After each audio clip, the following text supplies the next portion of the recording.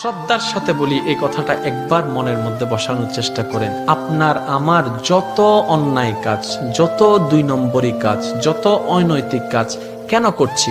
সম্পদের জন্যই তো। কেন করছি? দুই বেলা ভালো করে খাওয়ার জন্যই তো। কেন করছি? সন্তানের ভবিষ্যৎটাকে একটু সম্পদশালী করে দেওয়ার জন্য।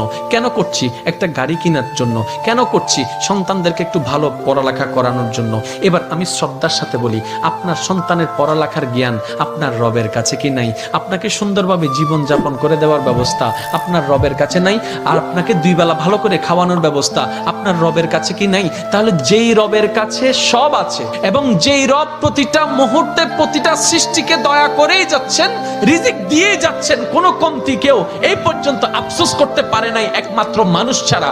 কখনো রবের প্রতি সূর্য আফসোস করে নাই, চন্দ্র আফসোস দেখায় নাই, জমিন আফসোস দেখায় নাই, মাছ আফসোস দেখায় নাই, গরু আফসোস দেখায় নাই, জমিন আফসোস দেখায়